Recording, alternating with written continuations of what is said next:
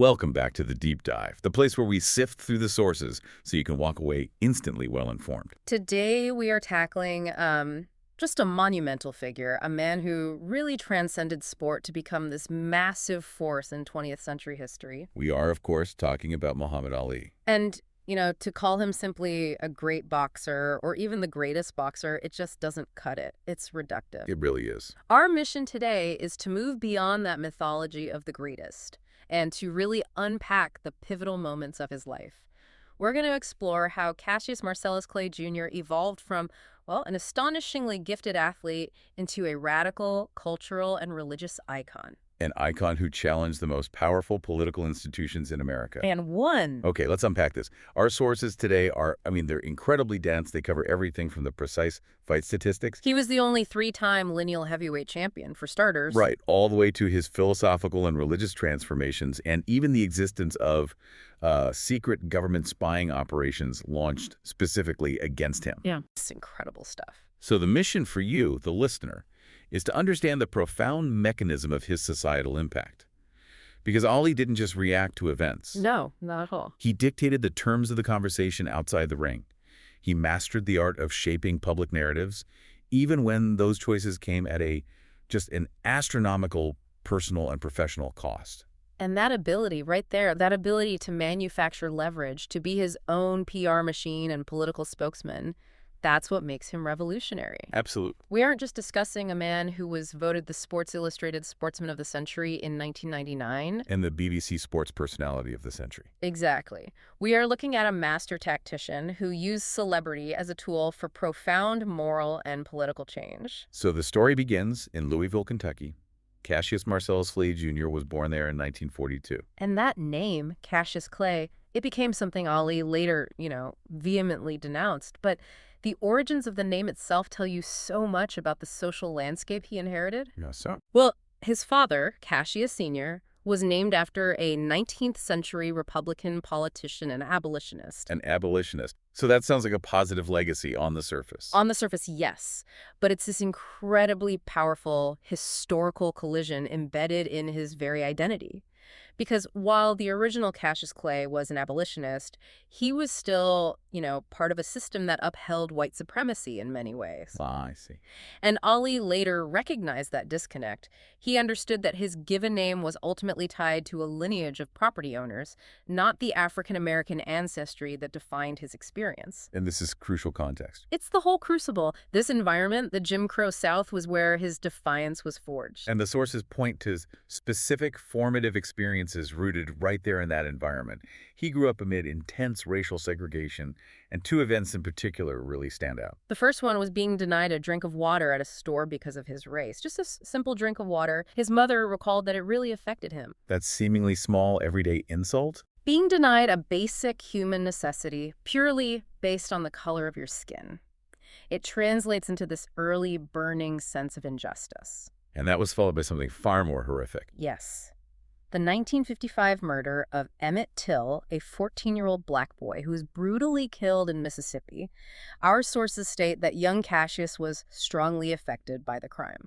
So you have the daily indignities of segregation, and then you have the horrific, terrifying reality of white violence against black youth. And our sources suggest this led him to act out, to even vandalize a local rail yard.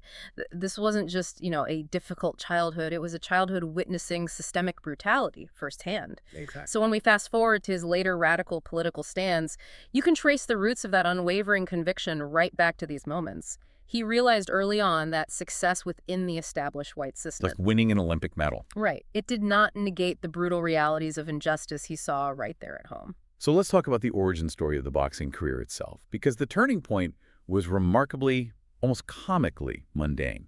A stolen bicycle. A stolen bicycle.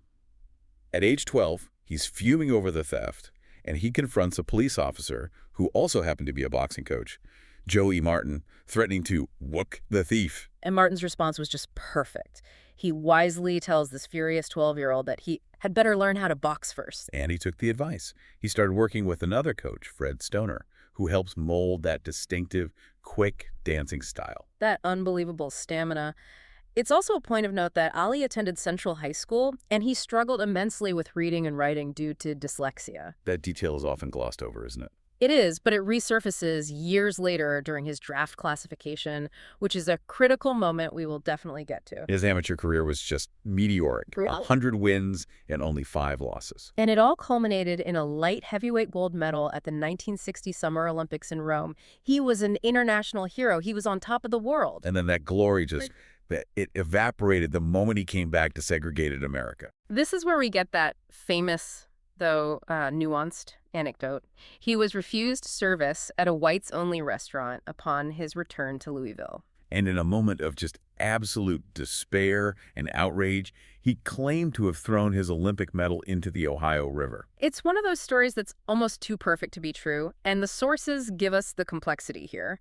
A biographer did confirm he was refused service at the diner and that the anger was very real. But the medal itself? The actual medal may have just been lost a year later, but, the literal truth matters less than the symbolic truth here. I see what you mean. The anecdote perfectly captured the absurdity of the era. You can be America's golden boy on the world stage, but you are still a second-class citizen the moment you walk into a diner in your own hometown. That cognitive dissonance. It fuels his entire future rebellion. He did eventually receive a replacement medal, by the way, at the 1996 Atlanta Olympics, where he lit the torch. A really beautiful bookend moment. He turned pro in October 1960, and by the end of '63, his professional record was stunning. 19-0 with 15 knockouts. But this is the key moment. Ali realized boxing talent wasn't enough to make him truly rich. He needed a persona. He needed a brand. Yes. This is the birth of the Louisville Lip, and it was engineered brilliance. It was pure, unadulterated marketing. And the sources trace its inspiration directly to professional wrestling. Gorgeous George. To Gorgeous George Wagner, yeah. Ali saw him use this exaggerated villainy, trash talk, poetic boasting, all to attract huge crowds. George realized that fans would pay just as much, if not more, to see him lose than to see him win. And here's where it gets really interesting. Ali met Gorgeous George in Las Vegas in 1961. And George explicitly advised him, he said, if you talk big, you'll earn money other way. That was the blueprint. And Ali adopted it wholesale. He used rhyme and bravado to turn his fights into a spectacle. He became masterful at it, calling Doug Jones an ugly little man, or the reigning British champion Henry Cooper a bum. He would predict the exact round of his victory. And he often delivered. He did. The financial shrewdness behind that flamboyant mask is so often missed. The Louisville Lip wasn't just arrogant. It was a business plan that generated immense gate receipts. And this coincided with some crucial personnel shifts. He left the veteran trainer Archie Moore's camp because he refused to do chores like washing dishes. Which is a sign, right? Even early on, Ali demanded that the focus be entirely on his athletic development and his celebrity. So he hired Angelo Dundee, a man he had met years earlier, who would go on to become his legendary, longtime trainer and cornerman. So all this marketing genius, it set the stage for his first true arrival, challenging Sonny Liston for the world heavyweight title in February 1964. And you have to understand who Liston was. He was the reigning champion, he was intimidating, he was tied to the mob, and he had obliterated the former champion Floyd Patterson twice. Clay was an 8-1 underdog. A massive underdog. The fear surrounding Liston was palpable. He was the physical manifestation of threat. So the only way Clay could combat that fear was through psychological warfare. Exactly, amplifying his persona to a point of near delusion. He went completely over the top. He called Liston the big ugly bear, claiming Liston even smells like a bear. He drove a painted bus to Liston's gym, shouting insults. And the way in is legendary. Ali is screaming that Liston is going to die. Whether it was calculated or genuine, his pulse rate was measured at a staggering 120 beats per minute. Which was more than double his normal resting rate of 54. Right, so whether that high heart rate was genuine panic or calculated showmanship or a perfect blend of both, Ali convinced Liston, the press, and maybe even himself that he was utterly unhinged and unafraid. It was a terrifying theatrical masterstroke. Absolutely. It was designed to rattle the opponent and boost the spectacle. And the fight itself delivered the upset. Clay's speed and mobility were just dazzling. He made the powerful Liston look awkward and slow. He opened a cut in the third round. But then came the great controversy of round 4. A moment of profound crisis. What happened? Clay came back to the corner in blinding agony, screaming that his eyes were burning and demanding that Dundee cut off his gloves. And the speculation, as our sources document, was immediate and plausible. that the pain was caused by an irritant or ointment used on Liston's cuts, potentially deliberately applied to Liston's gloves by his corner. And boxing historians noted that at least 2 other Liston opponents had complained about their eyes burning violently during fights. So there's a pattern there. But Dundee, his trainer, he refused to panic. Instead of cutting the gloves, he pushed Ali back out for the 5th round and just told him to stick and move. A massive gamble. Huge. And Ali somehow survived round 5, likely because the sweat and tears rinsed the irritant away. By the 6th, he was dominating, and Liston failed to answer the bell for the 7th round, claiming an injured shoulder. Clay won by TKO. And he immediately rushed the ropes, shouting those immortal words, "Eat your words, I am the greatest, I shook up the world, I'm the prettiest thing that ever lived." He became the youngest boxer, at age 22, to take the title from a reigning heavyweight champion in the modern era. In only 20 bouts. But that victory only provided the platform for the real shockwave. Indeed. The world had just witnessed an athletic miracle, but what came next was a profound social and political statement. Soon after the Liston fight, he declared his membership in the Nation of Islam, the NOI, and changed his name. First to Cassius X, and then to Muhammad Ali. This was seismic. He denounced Cassius Clay as a slave name, stating publicly, "Why should I keep my white slave master's name visible and my black ancestors invisible, unknown, unhonored?" This wasn't just a religious change, it was a political rejection of his inherited identity. And we should contextualize the Nation of Islam here for you.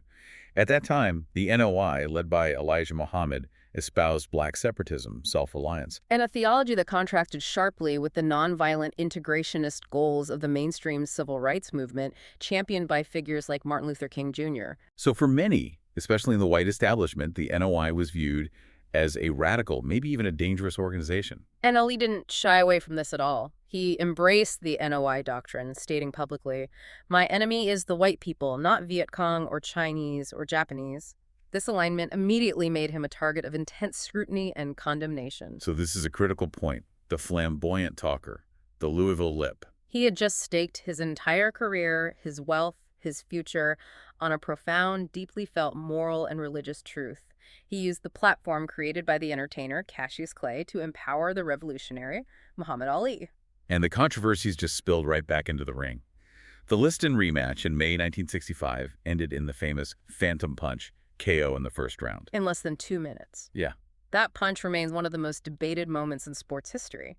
Liston was jarred by a chopping right, but speculation was rampant.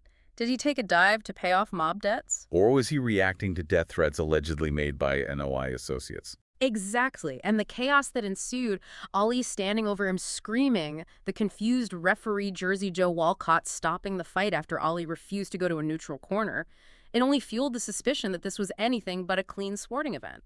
Now we turn to a darker aspect of this era, Ali's documented use of psychological cruelty in the ring. Yeah, this is an area that demands some intellectual friction. In November 1965, he fought Floyd Patterson, a man he relentlessly mocked as the Rabbit and an Uncle Tom, just because Patterson refused to call him Ali. And if Ali's goal was simply to sell tickets, this prolonged punishment was, part of the show. But the sources suggest a deeper intent here, a desire to humiliate opponents who represented the status quo or who refused to acknowledge his new sacred identity. He seemed to toy with Patterson, extending the fight until a TKO in the 12th round. And this tactic just intensified 2 years later in his fight against Ernie Terrell in February 1967, who also insisted on calling him Clay. That's when Ali shouted, "What's my name, Uncle Tom? What's my name?" between punches in the 8th round. Critics called that one of boxing's ugliest fights. The media commentary was vicious. Tex Mall wrote it was a barbarous display of cruelty. So how do we square this documented cruelty with his later status as a moral icon? It illustrates that Ali was a walking contradiction, a champion of the oppressed who sometimes became an oppressor in the ring, using shame and pain as leverage. It reminds us that his moral journey was complex and often messy. That period of intense conflict culminated in the defining moment of his early career, the draft refusal.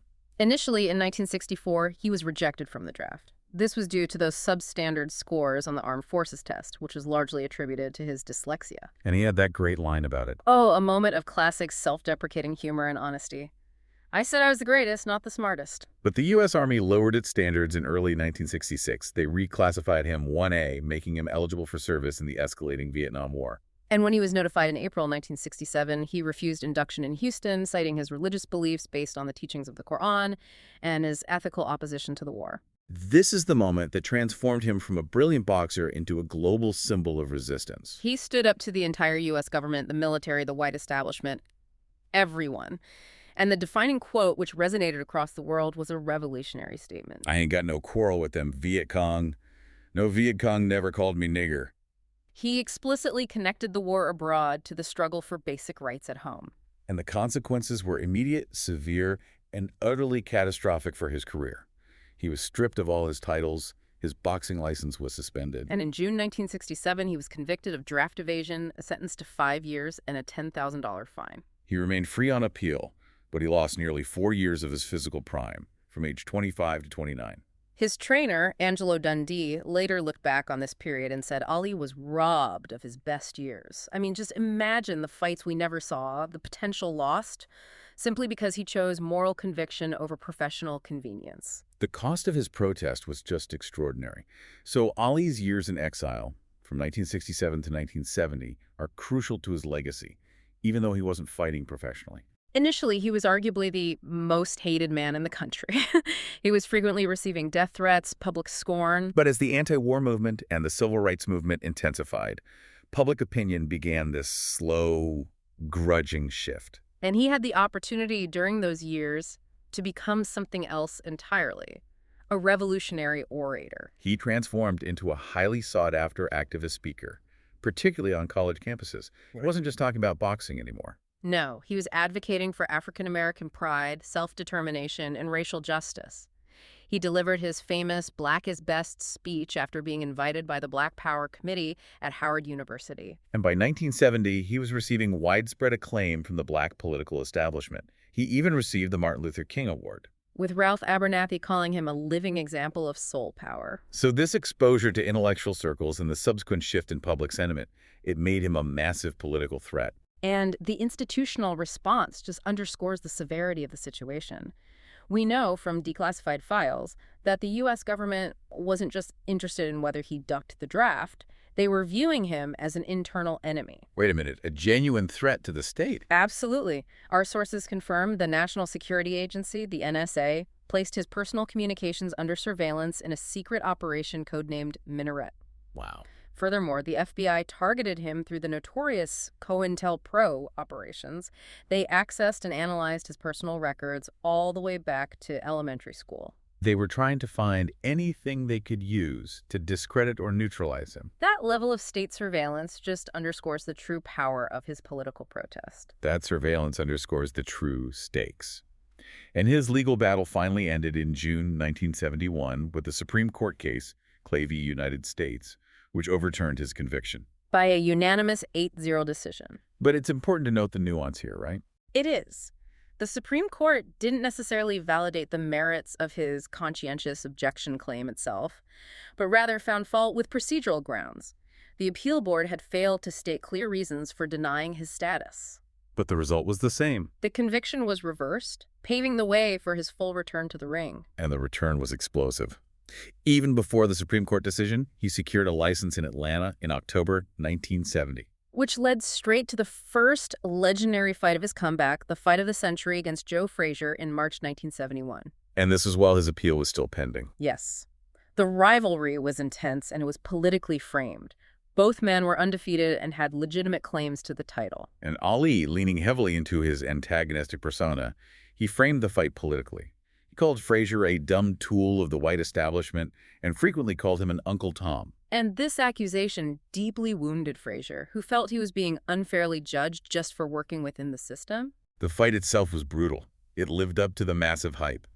Frazier was relentless, applying constant pressure, scoring repeatedly, especially to the body. Ali was taking more punishment than ever before. This fight is where we saw the beginnings of the tactic that would later define his career, the rope-a-dope strategy, though it wasn't, fully developed yet. But Frazier was too strong this time. He was. Ali, after absorbing immense punishment, was knocked down by a vicious left hook in the final 15th round. He got up quickly, but he lost by unanimous decision, his first professional defeat. And that loss forced Ali to reevaluate his preparation. leading him to establish the Deer Lake, Pennsylvania training camp, which became his base for the rest of his career. During this rebuilding period, he had a couple of hilarious non-physical confrontations. We have to mention his interaction with the basketball star Wilt Chamberlain in 1971. Oh, yes. Chamberlain challenged Ali to a bout. And Chamberlain was enormous, 7'1" and 60 pounds heavier than Ali, a formidable athlete. He had obvious physical advantages, but Ali influenced him to call the fight off simply by using trash talk. During a shared interview, Ali just taunted him constantly, shouting, "Timber, and the tree will fall." That's the power of the lip. Chamberlain, unsettled by the psychological mind games and the relentless ridicule, abandoned what his team called this boxing foolishness.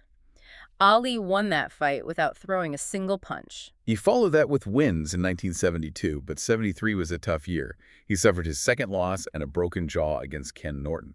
He seriously considered retirement then, but he came back and won a controversial decision in the rematch, which set the stage for the second Frazier fight. Which Ali won by unanimous decision in January 1974. But those bouts were merely the appetizers for the event that truly catapulted him from boxing legend to global icon, the Rumble in the Jungle. Against George Foreman in Kinshasa, Zaire, in October 1974. And the context here is key. Foreman was younger, unbeaten, and a crushing, terrifying puncher who had demolished both Frazier and Norton quickly and brutally. Ali was a significant 4-1 underdog. Yeah. Absolutely no one thought he stood a chance. Not even his longtime supporter, Howard Cosell. Ali's promotion for this event was just legendary. He completely won over the African crowd, telling David Frost, "If you think the world was surprised when Nixon resigned, wait till I whoop Foreman's behind." And the crowd chanted, "Ali Bomaya," which means, "Allah kill him." And that famous quote that he had wrestled with an alligator, handcuffed lightning, thrown thunder in jail, it just perfectly summed up the impossible task he faced. And then came the tactical innovation. The rope-a-dope. And this wasn't just leaning on the ropes. No, it was a strategically genius maneuver. Ali retreated early on, he covered up, and he used the elasticity of the ropes to transfer the impact of Foreman's massive punches away from his body and head, distributing the force. He was forcing Foreman to waste immense energy and overextend, tiring his back and shoulder muscles. He was absorbing punishment, yes, but he was simultaneously draining the youth and strength out of Foreman, all while verbally taunting him, whispering things like, "Foul you got, George." It was psychological warfare paired with physical engineering. Foreman literally punched himself into exhaustion. And by the 8th round, Ali, still relatively fresh despite the blows, saw his opening and countered effectively, dropping a rubber-legged Foreman with a combination. He regained the title by knockout. This fight wasn't just a win, it was a cultural phenomenon. Watched by an estimated 1 billion viewers worldwide, the most watched live TV broadcast at the time. That victory launched the final and most brutal installment of the trilogy, the Thrilla in Manila against Joe Frazier in October 1975. This title fight was defined by sheer, terrifying attrition. Fought in extreme, suffocating heat nearly 100 degrees Fahrenheit. This was the closest thing either man came to dying in the ring. Ali had to revert heavily to clinches and the rope-a-dope. The brutality just intensified dramatically in the later rounds. Ali, sensing Frazier tiring and his vision failing, launched a devastating attack in the 13th and 14th rounds. He was conducting what one historian called target practice on Frazier's head, systematically closing both of his eyes. And Frazier's trainer, Eddie Futch, recognized the life-threatening danger and stopped the fight before the 15th round. Frazier's eyes were completely swollen shut. Yet the image that defines the fight is not the victory, but Ali himself, slumped on his stool, utterly spent. Admitting later, it was the closest thing to dying that I know.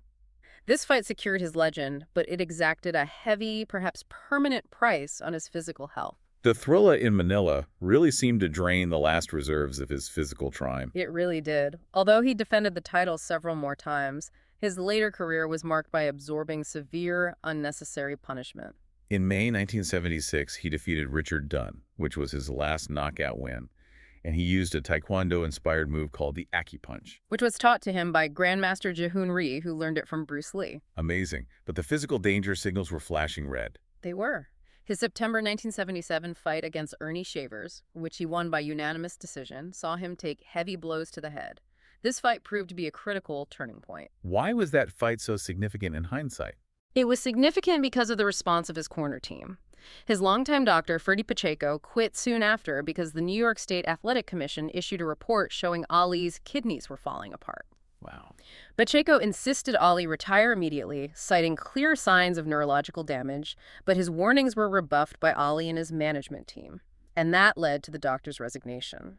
After losing the title to Leon Spinks in 1978, Ali won the rematch, becoming the first heavyweight champion to win the belt 3 times. But he retired briefly and then returned in 1980, primarily, our sources state, out of a pressing need for money. And that return was just tragic. It was. He fought Larry Holmes, his former sparring partner, in 1980. And Ali was already struggling with vocal stutters and trembling hands before the bout even started. Early signs of the neurological decline. Yes. And Holmes, feeling terrible about hitting his idol, easily dominated the fight. It was finally stopped by Angelo Dundee after the 10th round, the only stoppage loss of Ali's career. The scene was heartbreaking. Sylvester Stallone, who was ringside, famously compared watching the fight to watching an autopsy on a man who is still alive.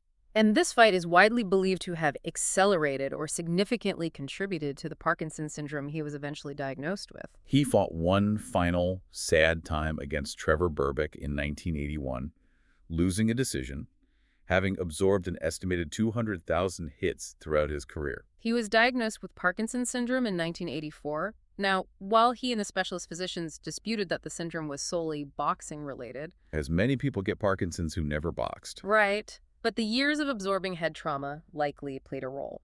He later turned this diagnosis into a powerful force for good, working alongside the actor Michael J. Fox, who also has Parkinson's, to raise awareness and funds for research. Looking beyond the physical decline, Ali's religious and philosophical life continued to evolve. He shifted away from the Nation of Islam's separatist theology to mainstream Sunni Islam in the mid-1970s, influenced by Warithuddin Muhammad. This marked a move toward a more universal, less racially defined version of his faith. It did.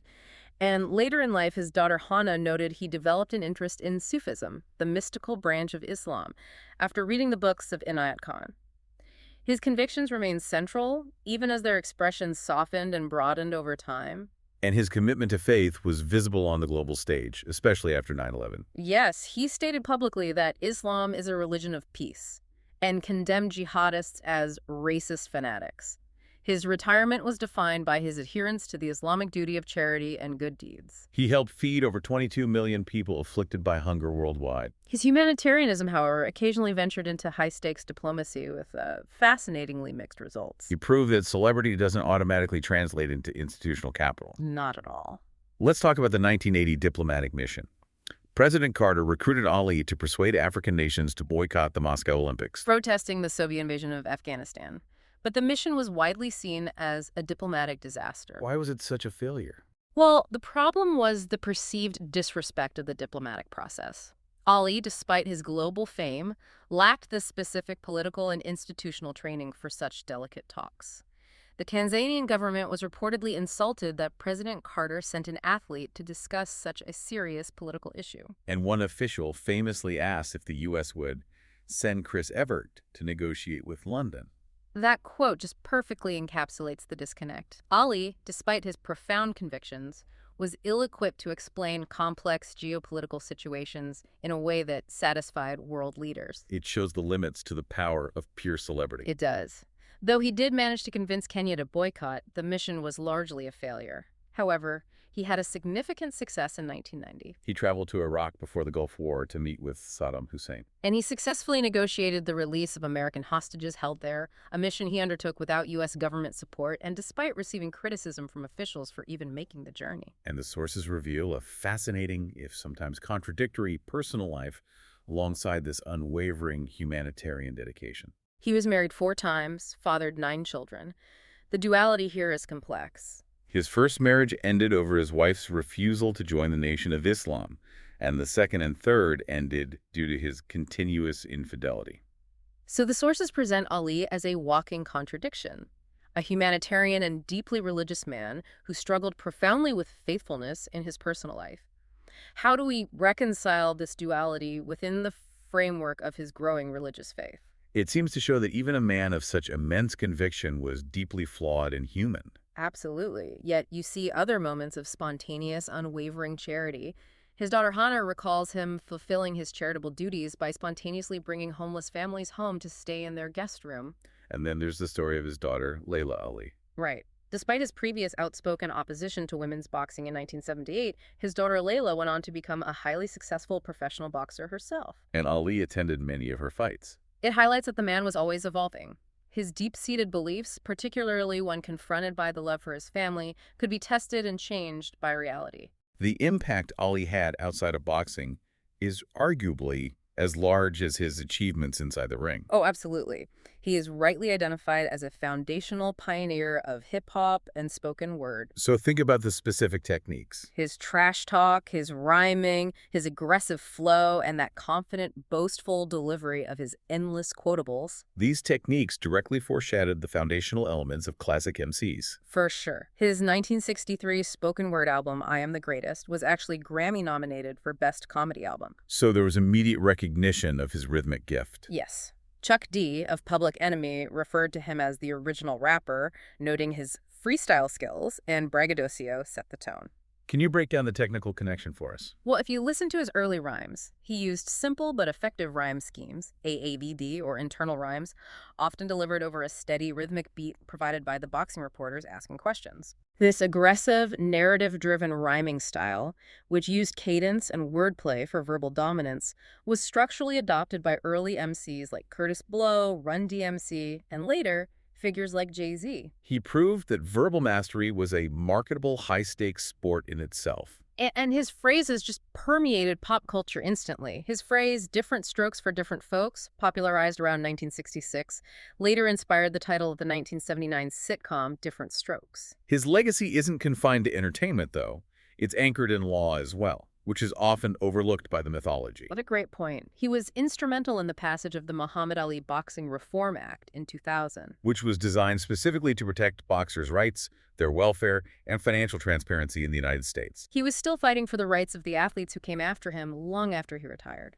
And while he spent much of his life as a global figure, his hometown of Louisville, Kentucky, eventually embraced him entirely. But that process was definitely not instant. That's right. In 1978, renaming Walnut Street to Muhammad Ali Boulevard was deeply controversial. It passed the Board of Aldermen by a contentious 6-5 vote. And to demonstrate the division, 12 of the 70 new street signs were stolen immediately after they were installed. Incredible. It just shows how long it took for the local establishment to reconcile the radical with the celebrity. But the sentiment truly changed. Oh, completely. By 2019, the city's main airport was renamed the Louisville Muhammad Ali International Airport. The new logo even features Ali's silhouette, arms up and victorious, against the background of a butterfly. A nod to float like a butterfly, sting like a bee. Exactly. And the Muhammad Ali Center, which opened in 2005, now focuses on themes of peace, respect, and social responsibility, cementing his legacy not as a controversial figure, but as a moral compass. We also have some incredibly unique cultural artifacts tied to his name, showing how wide his interests stretched. His amateur art, for one. Dozens of drawings and paintings he produced in the 1970s sold for nearly $1 million at auction in 2021. And of course, there's his crossover into professional wrestling, which brings us full circle to Gorgeous George. Ali served as the special guest referee for the main event of the inaugural WrestleMania, in 1985, a massive cultural moment. And the sources even recount a chaotic moment years earlier when the wrestler Gorilla Monsoon put Ali in an airplane spin and dumped him to the mat during a staged confrontation. It just demonstrates Ali's willingness to participate in pure spectacle. But perhaps the most profound detail that ties together his faith, his celebrity, and his defiance is his star on the Hollywood Walk of Fame, which he received in 2002. It is a remarkable physical statement. It's the only one mounted on a vertical surface, on a wall. This was done out of deference to his request that the name Muhammad, which he shares with the Islamic prophet, should not be walked upon. It's a physical embodiment of the line he drew between his sacred identity and his secular fame. A non-negotiable demand for reverence that highlights the incredible power he commanded. So if we synthesize Ali's life, what you see is a master of self-promotion, the Louisville Lip, the braggart, who intentionally weaponized celebrity to fund and amplify his core mission of political and religious activism. He endured 4 years of professional exile and massive public hatred. Ultimately to be vindicated by history and the Supreme Court. His moral courage, I think, rivaled his talent, setting him apart as a figure whose greatest and most costly fights were always outside the ring. He spanned sport, entertainment, activism, and diplomacy, with stakes that few, if any, public figures have ever matched. The fact that his 2016 memorial service was watched by an estimated 1 billion viewers worldwide, That tells you everything. it tells you that his message, a message of self-determination, pride, and peace, resonated globally, far, far past the ropes of the boxing ring. He took the most public identity imaginable, that of the heavyweight champion of the world, and used it not for commercial gain, but to challenge authority and pursue a higher moral conviction, enduring massive financial and professional loss in the process. And that brings us to the ultimate takeaway for you, the learner. Think again about that Hollywood Walk of Fame star, mounted vertically so that the name Mohammed is never walked upon. It's not just a footnote, it's a profound final demand. So, what other public figure with a brand so highly monetized and globally recognized would successfully insist that their name be accorded such specific, non-negotiable religious reverence? And what does this demand for unwavering respect tell us about the unprecedented power he managed to command? The power to make the secular world bend to his sacred identity.